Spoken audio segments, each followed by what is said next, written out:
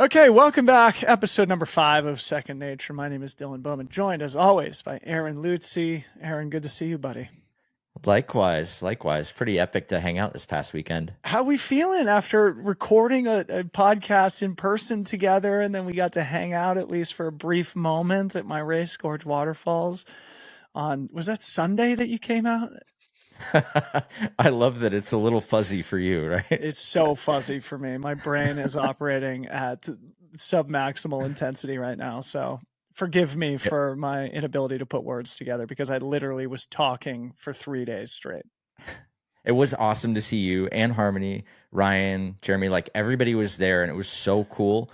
Actually, the coolest thing for me, other than, seeing you and the event and everything else, was actually meeting some people that listen to Second Nature in real life. That was new for me. And it was so cool to actually talk to people in person who have listened to our podcast already, early adopters. It's pretty great. Yeah. And you and I have been talking about doing this podcast for such a long time. And it seems like it is reaching the types of people that we want it to. And we appreciate each and every one of our early listeners here. Before we get to the docket today, I wanted to let you know, Lutze, that you influenced me. You're an influencer. I bought the DJI camera You that you did. talked about Yeah. in BPC last week. So I don't know if you got an affiliate commission on that, but you influenced me and I bought it, bro. Welcome to part 2 of your life. Content game is about to go up. We both had epiphanies after talking last week. Do you want to tell the listeners what those epiphanies were?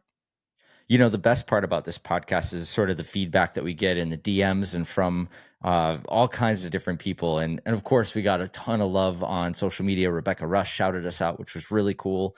A bunch of other people were sending us lots and lots of good messages, which is always appreciated. And also like the little tidbits that maybe we missed and all that. It's really cool to get that sort of feedback. The one important piece of feedback that I got was a reminder from my wife that, in fact, I talked about developing hard skills. We were talking about how to break into the outdoor industry in the last episode. And we were talking about how one element, and maybe one of the most important elements, is to develop a hard skill that can be useful to kind of cut through and get through the door. And for me, that was video production, video editing. And my wife reminded me that actually that's how we met. I actually got my wife's phone number in exchange for a small editing job. So not only are these hard skills opening doors for you in a work sense, but they can also open some other very important ones. Without editing, I wouldn't have an amazing wife and family and all these things. So don't overlook the hard skills, I guess. So you and I were talking on the phone yesterday as I was completing my drive home from Oregon, and you shared this anecdote with me in your conversation with Kara, and then it made me realize, wait, the exact same thing happened to me. If your hard skill was video production, my hard skill was being an endurance athlete. And it was funny, and I only learned this after Harmony and I, my wife, had been together for a few years, that the 2011 Leadville 100, which was my third 100-mile race, I finished second place in that event. Harmony was just about to move to Aspen, Colorado from New York City. I was living in Aspen, Colorado at the time. She had just read the book Born to Run and then looked up the results of the Leadville 100 and said, who's this 25-year-old dude who finished second place at Leadville? Looked me up on Facebook, ended up getting a job at the same hotel that I worked at in Aspen, Colorado. And as they say, the rest is history. That's what led to my marriage too. So personally, professionally, developing your hard skill, who knows where it might lead in your life. Pretty awesome, huh, Lutze? That is incredible. Also, side note, the book Born to Run, which you actually gave me a copy of that, but that book has probably influenced more people than any other book I can even think. I mean, maybe that's a little over exaggeration, but that book has influenced a lot of people, Oh, either yeah. to get into endurance sports, to make a big change in their life, to do all kinds of things. Like, it's a great book, but wow, like just another example of Born to Run influencing someone to, 100%. I mean, honestly, we could devote a whole episode or conversation to this, but that's sort of what launched trail running on the trajectory it's been on over the last 15 years. And I was very much part of that Born to Run generation in trail running, but we don't need to go down that rabbit hole. One other thing to inform our listeners about before we get to the docket here, Aaron, is just a little status update on our other side project. You want to just give a brief synopsis of the thing that we're working on in stealth mode to the extent we can reveal any details at the moment? How stealthy do I need to go? Stealth, Okay. stealth, super stealth. We have a prototype being created this very moment. All of the different elements have been ordered and are converging in one place to become the first prototype of the thing that we've been working on for quite some time. We are going to have the prototype in hand in the next week or so, which is a huge step forward for us. Is that stealthy enough? I don't know. That's stealthy enough. Good job. Good job not revealing too much sensitive information. And if you're just tuning in for the first time, what we're talking about is that our vision with Second Nature was to share our perspective on things that were happening in the industry, helping people think about how to build brands and products and careers within the industry that we've been able to cultivate awesome relationships and professional opportunities within. But we also wanted to do something ourselves. We didn't just want to be talking about it. We wanted to be doing something and building something. And we're going to share that whole story. Right now, we're being intentionally cagey and not revealing too much, but don't worry, we will be revealing a lot more in the near future about the progress that we're making on that front. Aaron, we're recording on Wednesday. You're heading to Sea Otter this week, so just planting a seed in our listeners' head. We're probably going to talk a lot about Sea Otter next week, which is a really important event in your world in the mountain biking space. So come back next week and we'll hear all about Aaron's trip down there to Monterey. Let's get to the docket. All right, so a couple things we want to talk about. Some big news over at Salomon, where CEO Franco Fogliati is out. But they do have a couple of interesting job openings available over there. So we thought we would riff a little bit on, if you were going to take that role, what might you do? What sort of strategies might you try to implement? Or maybe even potentially, how would you put yourself in the best possible situation to secure that job if you make it through an interview process? We'll then talk a bit about my racing event up in Oregon last week and sort of what the importance of that is in the free trail ecosystem and some of the things that we learned and enjoyed up there at Oregon at Gorge Waterfalls, the third running of that event. Of course, we'll finish with BPC. Does that sound like a good docket to you, Aaron? That sounds like a really fun one. Let's do this. Okay, great. So as I mentioned, sort of the big news in the industry, and we'll only talk about this for a sec, is that President and CEO of Salomon, Franco Fogliato, has stepped down effective immediately for personal reasons, according to the Daily from Outdoor Retailer. He joined Salomon in November of 2021 after previously working for 8 years at Columbia Sportswear, where his last role was Executive Vice President for Global Omnichannel. Salomon has been reporting strong results with 2023 revenue rising 22%, according to Amer Sports filings. So sort of I think a big surprise to a lot of people in the industry, a transition that created a lot of questions, certainly created more questions than it answered. Lutze, obviously you and I don't have any inside information, but any comments or perspective on the transition in CEO? 22% growth is insane for an established company like that. Maybe he just felt like he couldn't go any bigger. And that's incredible. I don't even know how you would put together a business planning projection for the following year to follow up a 22% growth. That's astronomical in an established industry like that. Yeah. So again, a big surprise to a lot of people based on their performance. The stock is down 8% in the last week. Maybe that's a result of the question marks that this revealed. But yeah, I mean, performing well in a tough market too. It's rare that you see a company that's performing well in these market conditions have a transition in the leadership. It does say for personal reasons. So, you could interpret that in any number of ways. I don't know Franco personally, but I know a lot of people who know him or who have worked with or for him in the past. And he is seen as a highly competent and ethical leader. So, again, surprising news and, hope all is well there. But there are a couple interesting roles that are open at Salomon. So let's sort of get to some of those. Two that we felt that we could riff on a little bit here was the run marketing manager, which in my mind, has got to be one of the coolest jobs in the running industry, and also the global brand creative director. Where do you want to start, Lutze? I feel like we could probably touch on a little bit of both. It's dealer's choice wherever you want to drop in here. But I feel like there's a lot of like kind of top line comments that we could make about where they could potentially go after such a big year if they were going to try to get another 22% growth. But I don't know. Lead it off. Let's wherever you want to start. I'm good with. Let's go with the run marketing manager job, because again, I think this is probably one of the coolest jobs in the industry. And as you and I were talking about this, I said something to the effect of, if I wasn't already completely overemployed, I would go for this job myself.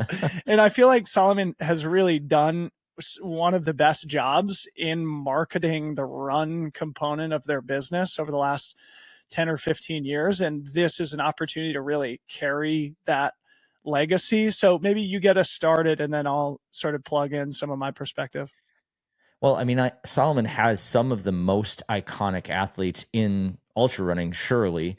And it's really interesting to think about how Killian went off and did his own thing, and they didn't necessarily replace that spot, correct? And I mean, maybe it's partially because they couldn't find another Killian. There's only one Killian that's out there in the world. And obviously they have Francois, they've got Courtney, they've got a super, super stacked roster of absolute hitters when it comes to competitive results. I wonder if the role of that person could also expand to not just singling out the best talent in the world, but also finding more people like Ricky Gates. He Mm. was also a Salomon athlete for a long time, and he was more of a project athlete. I love the idea of the project athlete instead of the competitive athlete. There's got to be a balance between the two, but it would be really interesting to find someone who's not just like kind of lurking around the podium looking for the next hot athlete, but someone who's finding those creative people out there that are pushing the boundaries of outdoor sport, of trail running, of mountain life, all these different things. How could you find those people and bring them into the team and expand what it means to be on the Salomon team? Obviously, the title is global running manager, but there are so many different ways to approach running. And I think that there's been sort of a mostly myopic lens when it comes to working with athletes in that space. And I think there's huge opportunity for growth. So if I was going to go in and interview for that job, I would come in with a handful of ideas, not just of, hey, if I get in here, I'm going to sign this athlete, this athlete, this athlete, but here are 5 other projects besides winning events that I want my athletes to do. And these are the athletes that could potentially come on board and do it. Or here are your existing athletes that I think would be a good fit for doing that. I think to get this job, truly you have to bring something other than I know who's going to win the races and I can manage their day to day. I think if you're really good at this job, if you're the right person for this job, you're thinking about how to expand the voice of that team. And then you're also thinking about what could you do to give the top end athletes that extra 1%. What are the things that you're going to bring to the table to make Courtney and Francois and everyone else just a little bit better and more successful, which is a pretty hard task considering that they've smashed basically everything at this point. Yeah.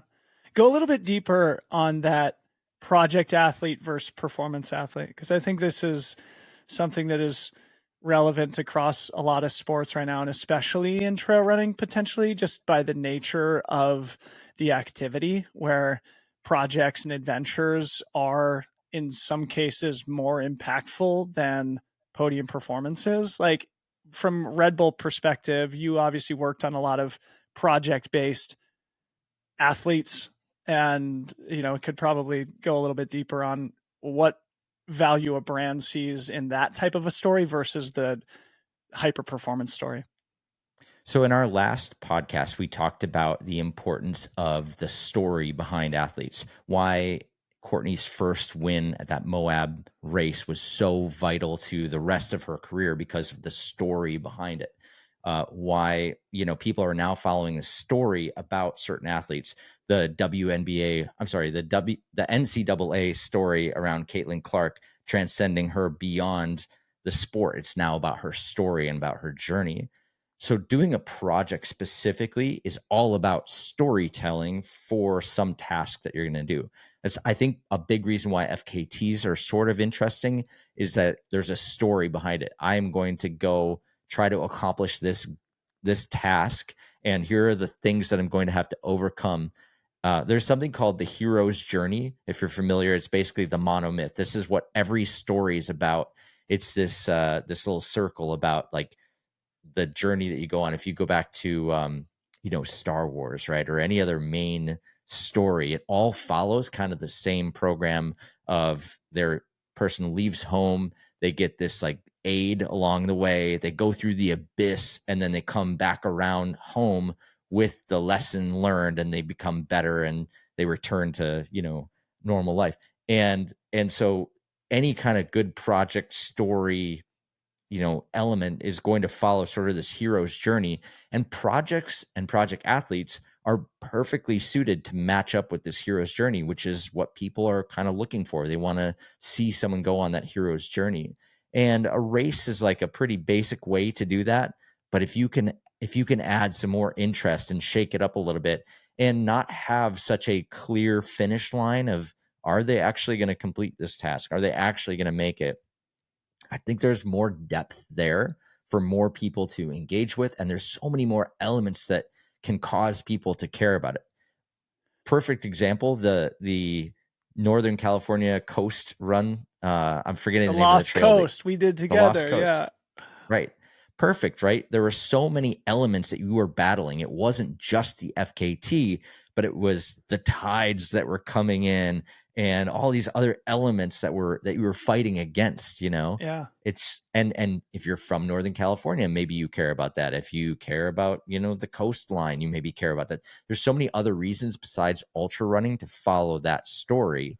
And so if I think back, I'm just going to tie it all together here. If I think back to Salomon running and how they expand their voice beyond just the results page of UTMB or whatever else, I think they have to use story to reach out beyond the events and races and stuff like that. They've actually done a very good job about this over time, and we'll come back and talk about that in a second. But I love this hero's journey subject, and I feel like we could just expand on it a little bit more here. I pulled up hero's journey on Wikipedia just to drive the point home, and it says it's a story that involves a hero who goes on an adventure, is victorious in a decisive crisis, and critically comes home changed or transformed.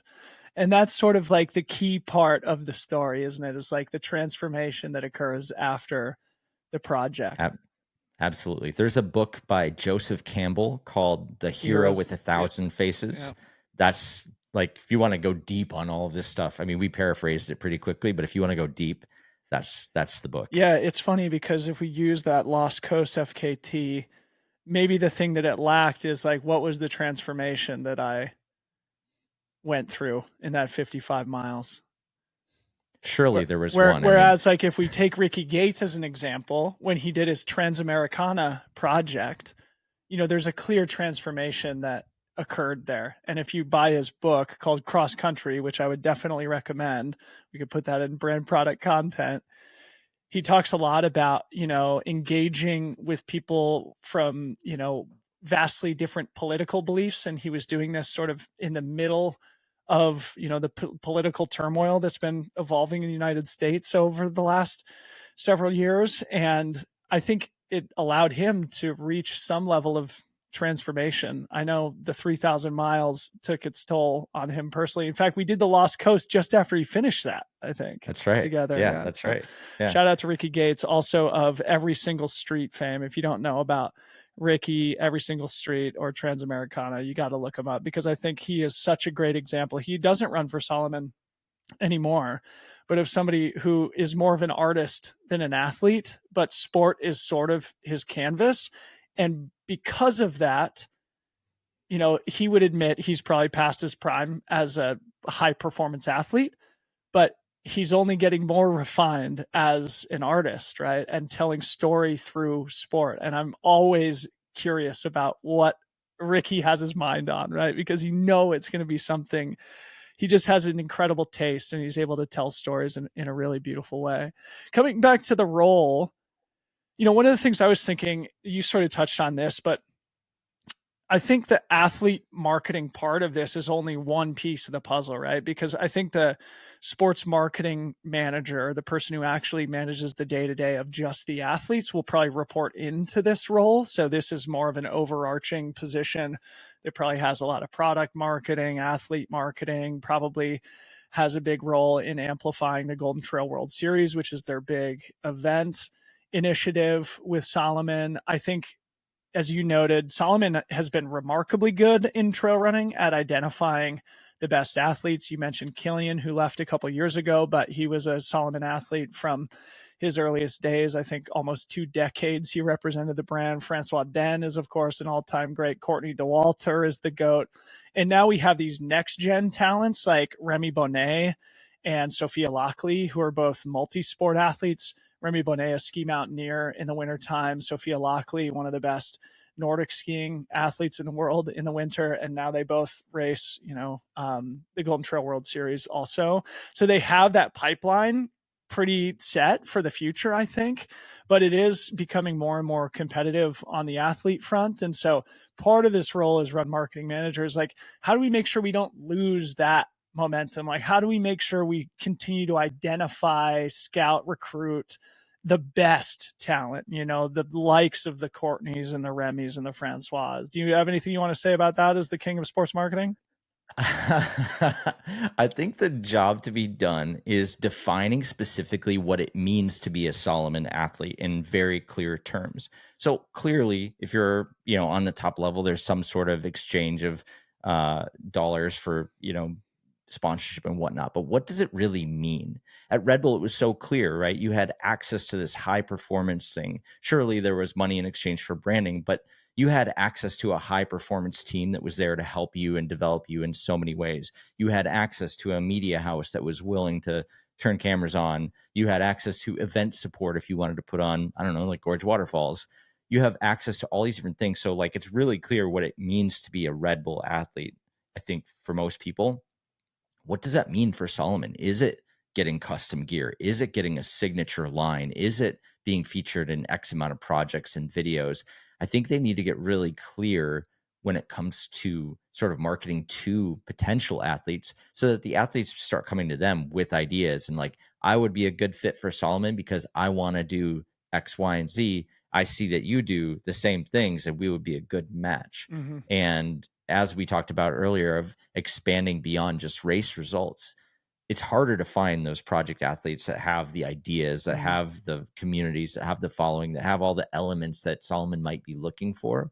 And the better they can define what it means to be a Solomon athlete to the athletes, the easier time they're going to have finding that next generation of talent and finding ways to grow and expand their roster. As I was just saying, I think Salomon has been the best of any brand in the trail running space with their marketing in general in the last 15 years. So part of this person's job will be to not screw up that legacy in a lot of ways. And I want to share a couple of examples of things that they've done really well recently. I don't know if you noticed this, Aaron. I'm not sure how much your Instagram algorithm feeds you trail running content, but there was a really interesting example of a thunderclap, which you explained on, I think, the first episode of Second Nature here. Basically, an unavoidable brand activation on the internet utilizing ambassadors. And Salomon and their trail running team, their running team, because they're getting into road running, maybe we'll talk about that here in a second, all went to Europe for sort of an athlete camp. They went to Annecy first, which is where Salomon's global headquarters are, before the whole team went to Corsica for what looked like sort of a content gathering and training opportunity and team bonding trip. But holy smokes, like, I was glued to the Instagram feed, man. They do such a good job with this thunderclap execution. And of course, their Instagram account, that Salomon running account, has over 1 million followers on it, which is incredible. They've built that thing so well in the last 10 years or whatever it's been. And what they do so well is they use they used to call this advanced week. I don't think they use that terminology anymore, but that's what they always called when they got their athletes together for this sort of like training camp. And when I was coming up, following the advanced week, you always knew that there'd be a cool video coming out on YouTube. And now the way that they executed on Instagram, the things that stood out were, man, what a great opportunity to just visualize the innovation coming down the pipeline from the brand and attach it to the personalities that are there for the training camp. So, for example, like Matthew Blanchard is out rocking this sweet, bright red shoe, and you're like, holy smokes, that thing is not something I've seen on the internet yet. So you're zooming in on your Instagram, tying it to the personality of somebody who everybody already knows and loves, and then activating each and every one of those athletes' Instagram accounts too, tagging those athletes to drive awareness and followership of each and every one of those athletes. I mean, it just had a really broad impact across the Instagram algorithm. And then also, just gives the athletes another platform through which they can sort of reinforce their support of the brand, or their endorsement of the product, I think, more specifically.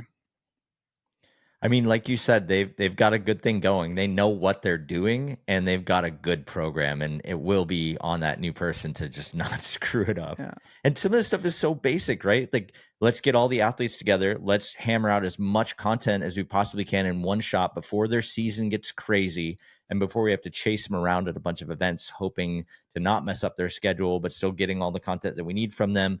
Like, this is the right time to do it. Do it at the beginning of the year when they're not locked into a crazy event schedule. They're not tired out. They're not, And make it whatever. easy for the athletes too, because I'm sure they had a content team there that's collecting a bunch of stuff to then hand over to the athletes themselves and say, feel free to use these on your channels. You don't have to go get somebody to do a photo shoot for you. We're going to take care of that. And in return, just make sure you highlight the product and tag us, right? It's like, it was a really positive and impactful, I thought, a thunderclap on Instagram. I'm sure it was a very expensive trip, though, to bring all their athletes out to Europe, bring them to Annecy in the Global HQ, and then take everybody to Corsica for like a multiple day photo shoot and training camp. Like, that's a big investment for a brand.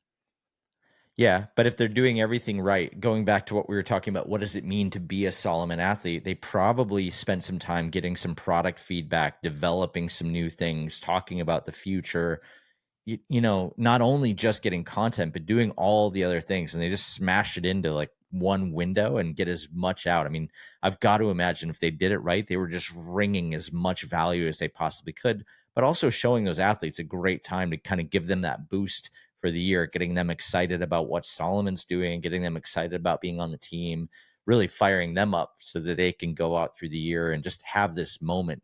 One of the things with a lot of athletes, they feel sort of like they have these moments like when they first sign the contract, where they first get their gear, and then it's hard to stay in communication with all these different sponsors, and the athlete managers are busy or whatever, and they don't feel the love so much. So at least they can start the season on this crazy high note, and that Yeah. will probably last the whole season for a lot of those athletes, where they just need a few little check-ins. So you're doing this big bolus, this huge boost at the very beginning, but then from there on, it's just pretty light maintenance to keep the stoke going, as opposed to not having that and then trying to like squeeze a little bit out of the athletes throughout the year. It's a much harder sell. So if it were me, I would do the exact same thing. Just grab all the content, have all the stoke, have all the product meetings, do as much as you possibly can before things get crazy, and then just ride it out for the season. It's an interesting thing I'd like to get your perspective on here, actually. It's just popping into my head. A friend of mine who's worked in the industry for a long time told me once that generally the brand assumes they need to spend 2x what they pay the athlete themselves to market that athlete. So each athlete investment ends up being, sort of 3x what the athlete interprets it to be, if you know what I mean. Does that make sense Mhm. to you? Does that seem accurate? Because That this does would seem be an pretty. example of that, right? Like, obviously they're paying each and every one of these athletes to go on the training camp, but also they have this massive expense of putting on the training camp, Yeah, which yeah, in absolutely. order to activate the athletes, right? So The athlete activation is an element that you can't overlook when you're planning out athlete marketing in general. You can't just expect that paying them the money is going to do all the work for you. You still have to do it. You have to be a team, and you have to work together. However, And you know exactly where I stand on this whole thing, but athletes that are content creators can actually take a lot of that pressure off the brands because they're able to make their own content. They're connecting with a giant community. They're activating themselves for the brand on a weekly, monthly basis. And that's why I think that athlete content creators are going to win out over time, because that number can actually drop a little bit. Yeah. And it's more of an in-kind partnership as opposed to like, we're going to sign you and then we're also going to do all these things. It won't be as necessary, and they can put the money into supporting a project that that athlete has, or a another thing that maybe could be a collaboration. It's So such a good point, and it's sort of a perfect segue. We've sort of talked about the product marketing part of this, the athlete marketing part of this, and one of the things I wanted to touch on is the event portion of it, because Salomon owns the Golden Trail World Series, which is sort of the standard and shorter distance trail running competition. And they have produced this series on YouTube called Chasing Dreams. I don't know if you've had a chance to watch any of these videos, but it's such good product. Like, it is such a beautiful sort of Netflix level quality of storytelling around these race events. And in the past, I think a lot of the Golden Trail World Series content was sort of diluted by, there was sort of a perception, well, like, it's only Salomon athletes there. And so they've sort of gone out of their way to do storytelling around some of the other branded athletes, which is kind of an interesting brand conundrum there, of like, to amplify the perceived value of the race series, you have to also amplify the athletes who don't represent your brand, which is sort of an interesting thing. But as a whole, it sort of makes the Golden Trail World Series feel more credible. And this Chasing Dreams series, I think, is just the best content that's being produced in trail running right now, that would engage and entertain a general sports fan. Somebody who would tune into Drive to Survive on Netflix could tune into this Chasing Dreams series and be like very entertained and fall down the trail running rabbit hole, in the same way that people who watch Drive to Survive has sort of fallen down the F1 rabbit hole. I don't know if there's anything you want to add about their content strategy, their event marketing. I think that's something that you could obviously offer great perspective on, and something that I don't know if you're really familiar with, but Solomon's been so good at it over time, like starting with their trail running TV and the Killian's Quest stuff back 15 years ago.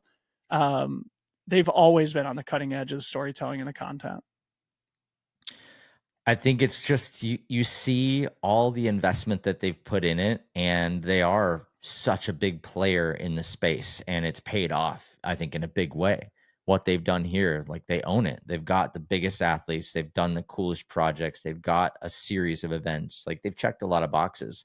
This is an established brand, and this is a brand that a lot of other trail running brands are sort of gunning for, right? Because they are doing it right, and that's awesome. It's cool that there is a brand that's so focused on exactly this and has put the effort in across content, athlete marketing, all the things. And yeah, it's Yeah. cool. It's good to see. I Like you mean, said, next person, just don't mess it up. yeah.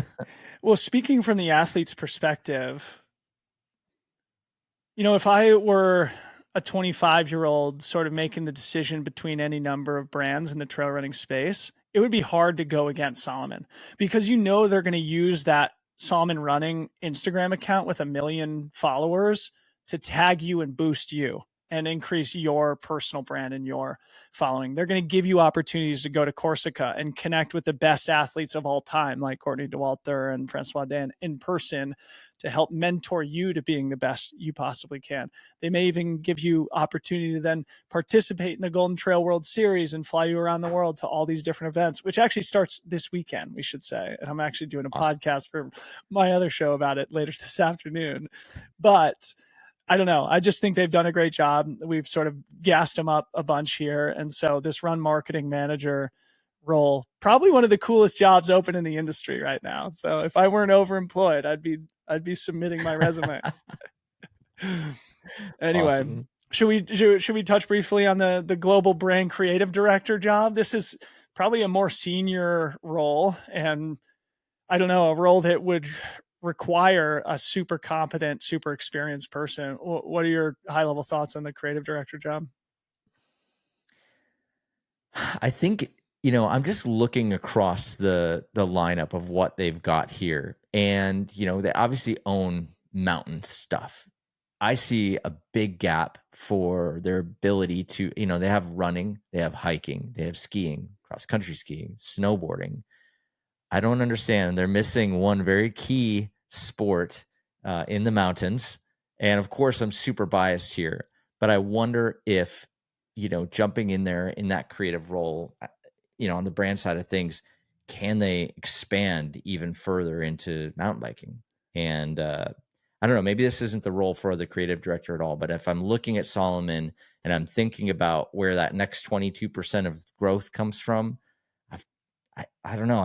I feel like they're missing a really important category here that would be such an adjacent area to go to, and it would be a treat for that creative director to jump in and design out exactly what that looks like and how that adds to the, you know, mountain feel of what Solomon is already doing. Yeah, because like, what product could they not make super simply for mountain bikers, right? Because they probably could just take some of the innovation and engineering for a waterproof jacket that's typically used for trail running, or an outerwear piece from their ski collection, and pretty quickly create a top of the line mountain biking jacket, right?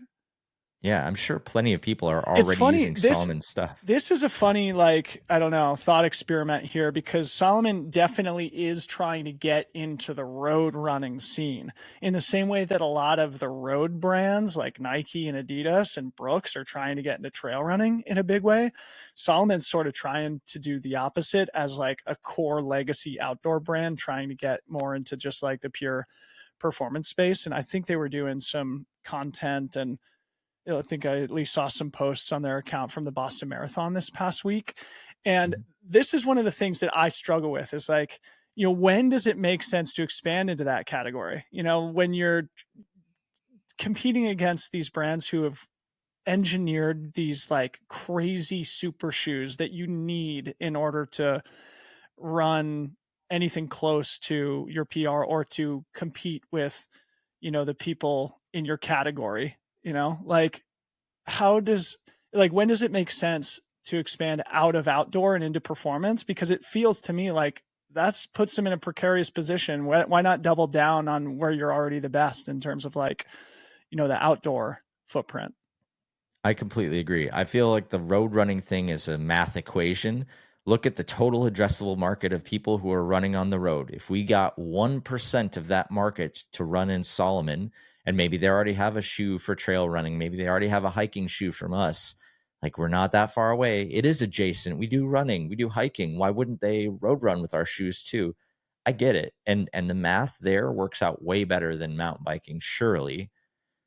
But also from a brand standpoint, if you're looking at the brand, road running is the one that sort of doesn't belong in this lineup here. Mm, And mountain biking is what I would have put in there. And there are some other sports that might also fit. But if you really want to own that whole mountain lifestyle, we're born in the mountains, we're built in the mountains, we belong in the mountains. Road running is kind of incongruent with that, and mountain biking is a bit better fit. I think it's a bit more on brand. yeah, I think. I agree. So I pulled up the job description here while you were talking, and the second bullet point they say under the strategic creative vision section is maintaining brand consistency, ensuring that all creative outputs maintain a consistent brand voice, look, and feel, ensuring adherence by internal and external partners. So it brings to question the brand consistency. If you're trying to activate at the Boston Marathon, are you really an outdoor brand? Are you really a mountain brand? So a job for this new global brand creative director to wrestle with. Should you get into the road based sports, or should you focus only on the outdoor niche? And I agree with you. Yeah. They're looking at the total addressable market, and they say, if we can pick off 1% of this, it equals X million of dollars. And for the C-level people at these mega corporations who've been really successful, it's a challenge that I'm sure they get excited to tackle. But yeah, certainly not guaranteed to be successful. But I guess Is it nothing is. sort is it sort of following Hoka's playbook a little bit? They were super into the trail scene, they were doing the thing, and now I'm seeing Hoka's show up everywhere, and Yeah. specifically, you would know more than I would on this one, but is that it? Are they just following what Hoka has been extremely successful doing? That's an interesting point because like I view Hoka as less of an outdoor brand, even though they were born in trail running. I think they've told the story well enough over time of their track and field and road athletes. Like, for example, they have a team in Flagstaff called the Northern Arizona Elite that Hoka has sponsored for a long time. They do some really great marketing and storytelling around those athletes. They've had athletes win the Olympic trials in the marathon and be successful on the track. And so you come to think of Hoka then as a brand that can produce product commensurate with the competition for road and track athletes. But Salomon doesn't have that legacy, right? They've never had an athlete win the Olympic trials marathon in a pair of Salomon road shoes, right? So Better it is different. better late than never, I Right. guess. I mean, yeah, why not try? You know, if the brand is performing well, if they are growing 22% year over year and they're considering where to make investments to set the brand up for long-term growth, which they're now a public company. Well, their parent company, Amherst Sports, is now a public company. And so their board and their shareholders do expect this brand to continue to grow over the long term. And seeing those bigger addressable markets and knowing that they have the heritage of innovation and can clearly make a nice trail running shoe, it's not unreasonable for them to think maybe we should try making a road running shoe. It almost goes back to episode number 1, where we were talking about Lululemon making world class apparel product and then being like, well, why can't we make footwear? You know, it's just a different category. Look, I'm not saying it's wrong for Solomon to make road running shoes. And in fact, it makes sense on a certain level. I'm just saying, how about mountain biking? Call your boy. Let's do Let's this. go. Cool. Well, that was a fun little back and forth there. Go check out Solomon on LinkedIn. Drop your resumes in there. Read the job descriptions. And if you have leads on good talent, make them go submit their applications. You want to move on, Lutze? Any closing Can I thoughts on tell you? Solomon?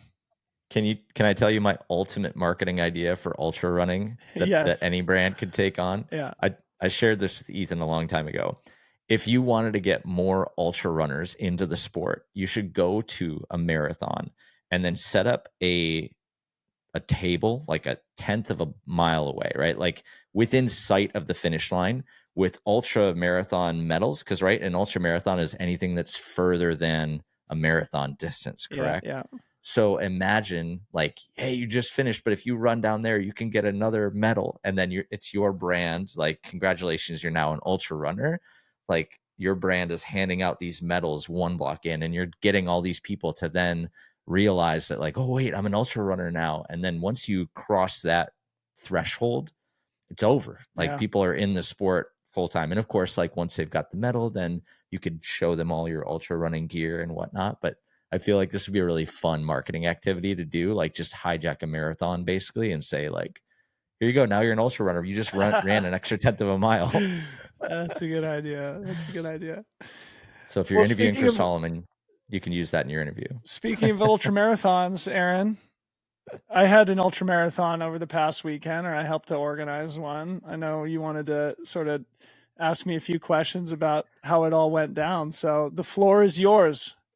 Yeah, I think the Gorge Waterfalls, big race, your third year running it, you partnered with Daybreak Racing, and there's so many different ways to talk about this because I think I want to know more about how putting on events came to be within the free trail world. I want to know what your experience was being so involved with the event itself. I mean, you could so comfortably just sit back and do podcasts all the time, but you choose to go and spend days and days and days cranking out this event, standing there for hours, high-fiving and hugging people coming across the line. And I think what stood out to me from being there was just how connected you are to the community and how connected the running community specific to ultra and trail running is together, and how this, you know, the this event particular, I'm sure Big Alta was the same way, how it brings people together and how you get these like really important moments. Mm-hmm.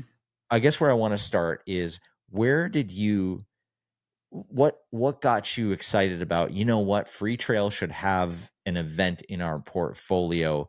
And what are the reasons that you pursued adding that in? Because it's just a behemoth task Totally. to put on an event.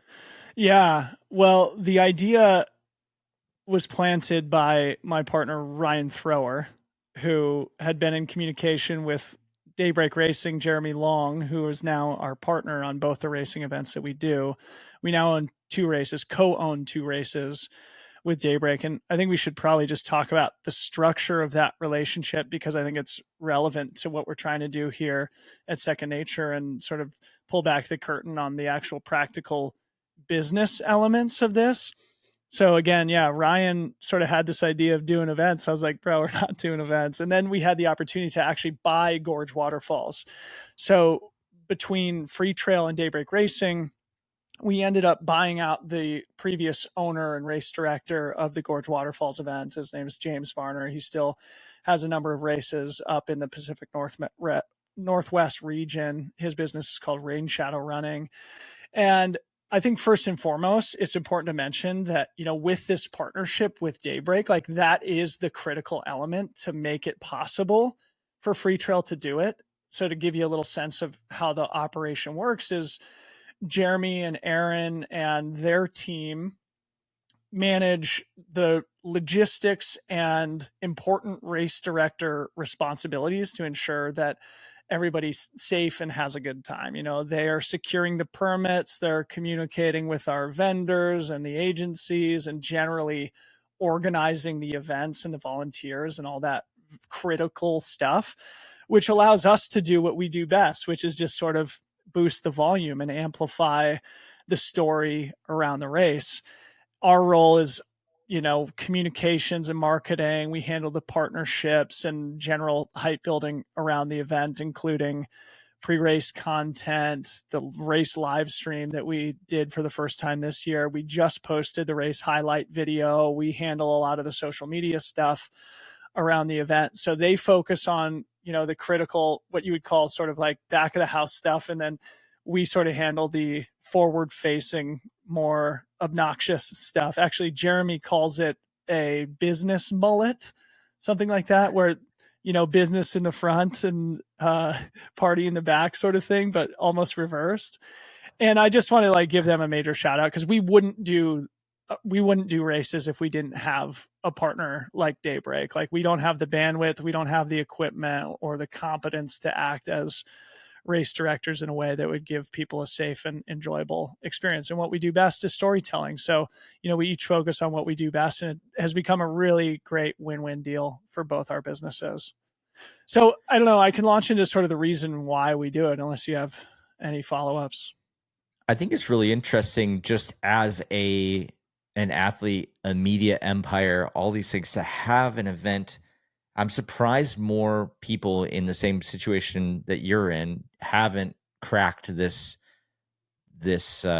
equation, basically, right? Because you, like you said, you're bringing sort of the party, you're bringing the visibility, you're bringing the volume, you have this unlimited kind of top of funnel, as we'll call it, to bring more and more people. If this were just Gorge Waterfalls race in Portland, Oregon, it wouldn't have the same juice that it has now, because Free Trail is a part of it. You're there, your crew is there, you're creating all this extra content. It means something more. And I've got to imagine Big Alta as well. Yeah. I'm surprised that this equation doesn't exist Yeah, I as was going to ask frequently. you, why doesn't Super Rider partner with some mountain biking race director to put on an event? Could happen. It Could could happen. happen. I All right. Yeah. So let's talk about sort of the reason why we do it. And I sort of can break it into three buckets, starting with the most practical and the most shallow. Is that events are good business, man. We're like, Gorge, I didn't realize, when we were sort of getting into this, how important both Gorge and the Big Alta would ultimately become to our revenue mix. Like, don't get me wrong, both Free Trail and Daybreak are small, scrappy businesses. Nobody's getting filthy rich off trail running events.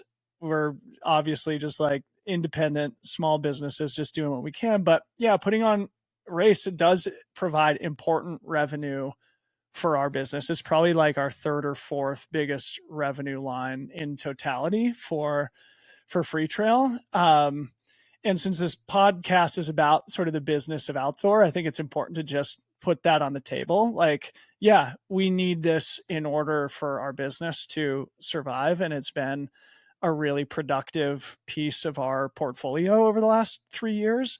But really, it's about the community and it's about sort of like the spiritual fulfillment of the whole thing. At least, I think those are equally important in the minds of all the people that work on the race. Between Free Trail and Daybreak, the community element is something that you and I talk about all the time. And with Free Trail, we have what we call the Free Trail Pro community, which is a global network of trail runners who are passionate about this sport, who are as committed, like with trail running and a lot of outdoor sports, it becomes like a core part of your identity as a human being. And when that's the case, you want to connect with other people who are like you, right? And so we basically try and offer that as a platform. But most of our community initiatives are digital based. So the event gives us an opportunity to take that from a digital based community into real life. And so you end up catching up with a bunch of people who you may only know from the internet, but you've interacted with a whole bunch of times. You finally are all in the same place at the same race. And that's been the case at Gorge the last 3 years. That's the case at the Big Alta. The Free Trail Pro community comes out to hang out, to be together and deepen our friendships together. And that's really like what makes it, I don't know, just like a even more important part of the Free Trail business is the fact that it does reinforce the importance of the community to everything that we do. And it gives us an opportunity to deepen our friendships and our relationships with the people who support us. So the question I've got to ask then, because it obviously makes a ton of sense from a business standpoint, it makes sense from a community standpoint, it makes sense from a brand standpoint. How many more events do you think you could handle? I mean, why wouldn't you do an event every single month all over the world at that point? Like what would it take to scale it other than like cloning yourself? Dude, it's really, really, really hard work. It's 3 days of full gas. In fact, it's more like, I left my house 2 Saturdays ago and got back last night. So it was a full 10 days Mm. of, pre-work. You mark the course, you have to get all the stuff in the U-Haul, get the U-Haul unloaded. You got to put on 3 full days of events and put out a million fires in the meantime. So I'm like legitimately exhausted. Like it's way harder to organize events than it is to run them. So I think, we're really happy with 2 events in our portfolio. We also go to many, many other events throughout the racing season because at our core, we're a media company, we're a storytelling company. And so being at the races like Western States and Hard Rock and UTMB is really, really important for our business also. And so there's only so many weekends in the year that you want to be away from home and smashing yourself around trail running events. But I could see us potentially adding one more in the future, but beyond that, I think we're pretty maxed out with the event part of our business, but it is critical. And I think coming back to what we were just saying about the community, like a great example of this is that there's a Free Trail aid station at mile 50 of the 100K. So a bunch of the community comes out and like gives back and helps people accomplish their dreams. And that's a critical moment in a 100-kilometer race. You still have 12 miles to go at that point. So there's a lot of triage and encouragement that needs to occur. And so entrusting that responsibility to people that you know and trust and who you believe have the best interests of the runners in mind and who will do everything they possibly can to give those runners a positive experience. I mean, it really warms my heart, and just hearing the stories that evolved from that aid station. Again, it brings the whole thing together, right? Because obviously, like, we do a lot of storytelling around it, and then we have the community, and then we have the event, but all three are sort of existing together in this Venn diagram where Gorge Waterfalls is at the very center, if you can visualize it. That's really cool to think about, giving not only the racers that experience, but the community that experience to come together to be useful, I guess, for lack of a better term, but like to be a part of the story, to be a part of the event, to be a part of the community, giving them that touch point where they actually get to do that. And I've got to imagine there's probably some sort of surprise and delight stuff that happens along the weekend as well, where you guys do an event. There was like a meetup at the very end, right, where you get everybody together and do some special things to really show love to that community, because that community has supported you for such a long time. So it's cool that you're thinking about what it means to be part of Free Trail Pro and giving them opportunities to do more than just be in the Slack and to financially support the brand, like giving them actual outlets to participate in Free Trail. Yeah.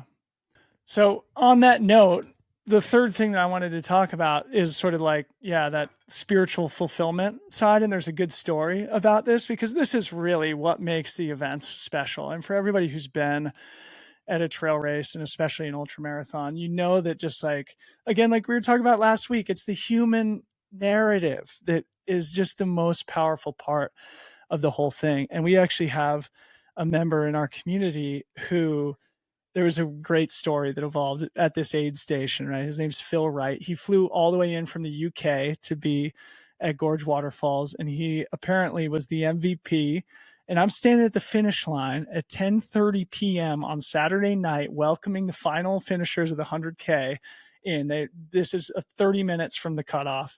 And a guy finishes and he says, "Oh man, there was this guy at mile 50 named Phil. He saved me, man. He saved my ankle. He fixed my knee. He got me going down the trail. Man, without him, I wouldn't have finished." And I was like, I know exactly who you're talking about. And, because Phil's part of the community, and I know that, it had to be him because that's the Free Trail Aid Station.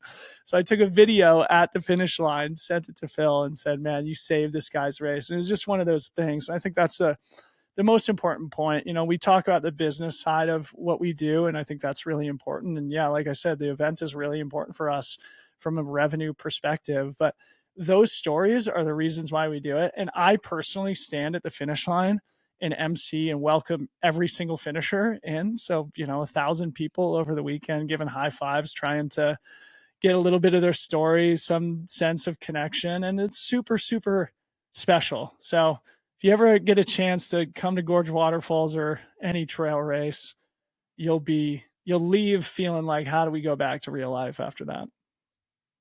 That's fair. I've definitely had that experience many, many times, just turning myself inside out at a trail race, and then just you get so fired up to do it again. Yeah. I mean, I think what's really interesting too is that you have made this opportunity for all these people to have this incredible experience, but it's as much about them as it is about you. And to have that kind of spiritual like experience on your own, being able to connect with all these people, being able to be present for all those moments has got to be special for you. I mean, is that sort of the most meaningful part of the weekend for you, just being there at the finish line, or what else stands out? Yeah, I mean, 100%. It's like I make a point to try and ask everybody sort of where they're from, and you notice these patterns where, like, for example, there'd be a lot of people from Boise, or this year there was a bunch of Canadians, people from Victoria. There was a big group of runners who came out from Manitoba. There was a group of like 7 or 8 runners who came out. And so you just like pinch yourself. You're like, wow, there's this community in Manitoba who all chose to sign up for my race. And here I am standing at the finish line to high five and celebrate them in their accomplishments. It really is a special thing, even if it is majorly exhausting. I'm still recovering. It's really wild to think about the numbers when you look at who how many people listen to this podcast, how many people watch this YouTube video, how many people read and clicked on the newsletter or whatever it is. It's so hard to wrap your head around who those people are and what it's just impossible to even fathom sometimes, like, who are the 100,000 people that watched my Hard Rock video or whatever. And then you start to meet these people in real life. It's such a cool thing. Yeah. Yeah, it was a great weekend. A great weekend. And yeah, I'm ready for a little bit of a rest, but also like can't wait for next year. So let's finish Awesome. with PC, shall we?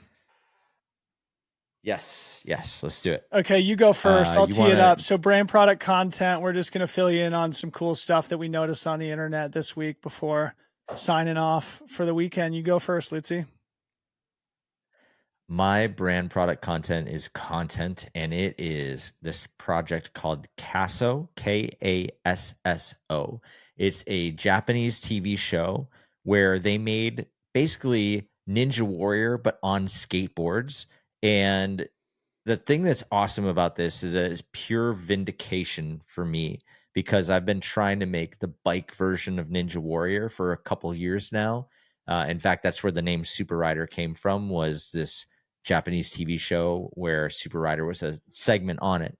And I know that this is so perfect for today's media environment. This would blow up on YouTube and all the socials and whatnot.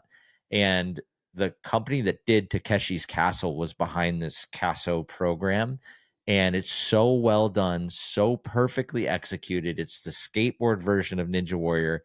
It's got 3 million views in about 3 weeks. So it's smashing. It's a tiny YouTube account. I think they've got like, oh gosh, I think they've got like 59,000 subscribers or something. It's not like a mega YouTube channel or anything like that, but this content is outperforming everything. And it's just pure vindication for me to see that, like, I was right. Whether or not I get to do the bike version of Ninja Warrior at any time almost doesn't matter at this point, because I was right.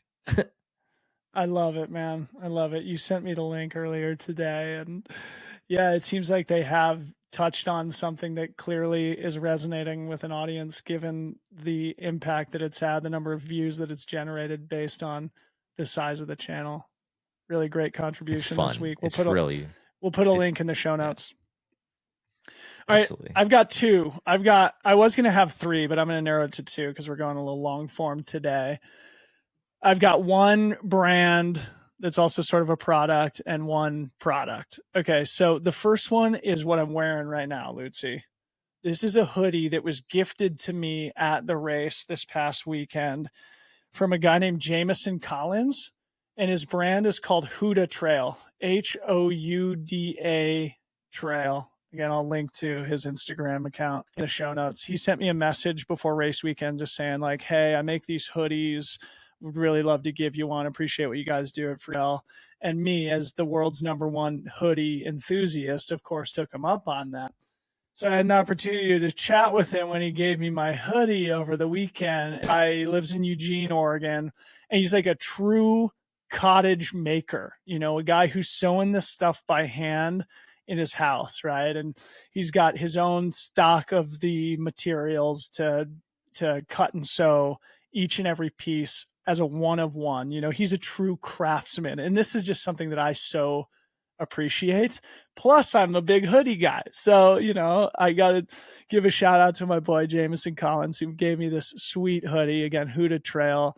And I'll make sure to put a link to his Instagram account here in the show notes of the episode. He's only got like 1,300 followers or something like that. So, but he's gone all in on it. He's left his job. He's got like a philosophical approach to his brand too. And we haven't had a chance to go deep on what that philosophy is, but just perusing on his website, you get a sense that he has like a very intentional approach to what he's creating. The product is really nice and fits really well because he sort of gets your measurements and makes you a one-on-one. So I really want to do more to boost this guy, Jamison Collins and Huda Trail. And I would definitely encourage you to reach out to him on Instagram. And I think that's the only place he takes orders. You got to like DM him on Instagram.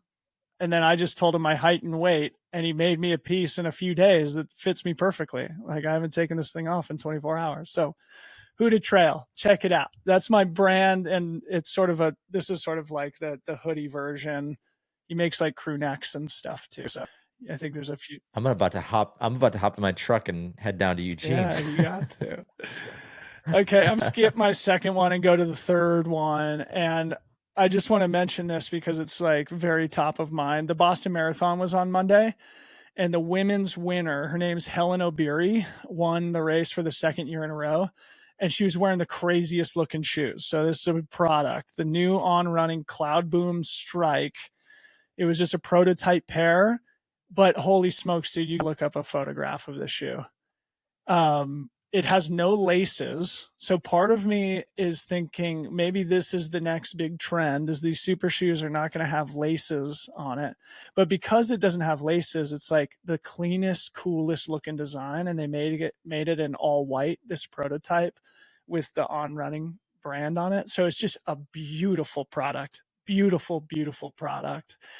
One thing that I think is interesting on this before I sign off is it looked like it doesn't have the holes in the midsole, which has been key to On Running's design over the course of their existence. And that's sort of the thing that sets them apart and differentiates them. But it seems to me that they've noticed that maybe it takes away from the actual performance of the super shoe. And you need the shoe to perform to win the Boston Marathon. So that was just like an interesting brand question, right? It's like when you leave that iconic design language in service of the performance. And it's something similar that they did like when they made Roger Federer his shoes for, tennis. They weren't putting the bubbles in the foam. So I don't know. On Running's obviously on a tear right now. The brand has grown immensely in the last 10 years, and they're now winning the biggest races in the world. And the shoe look, so that's a product to send people off in the week and go check it out online. I'll put a link to the Very High cool. Snowmiety article. We should also include that link that you sent me during the week that was all the people that were leaving Adidas or Nike to go work at the On Runnings, and how there was that trade-off between all the brands of people leaving one to go work at the other, and where talent is bleeding and where talent is going. I thought that was a really Yeah, that fascinating was article. interesting. I'll make sure that gets in the Okay, newsletter cool. for And yeah, sure. maybe we could talk a little bit more about it. I haven't had a chance to really absorb a lot of that information yet, but an interesting post that we'll put in the show notes and in the newsletter. All right, Aaron. Well, that was a good one, buddy. It's Absolutely. good to chat. Good to see you last week. Yeah. Likewise. Yeah, that was great. It was so fun to see the Gorge Waterfalls, see your community, see all the people coming together to make that thing happen. Big shout out to Daybreak Racing for, yeah, like doing some seriously heavy lifting. It was awesome to be there and to be present for it. So thanks for Hell yeah, including buddy. me. All right. Well, safe travels to Sea Otter. I can't wait to hear how that all goes, and we'll be back next week with another episode. Awesome. That's it. That's all.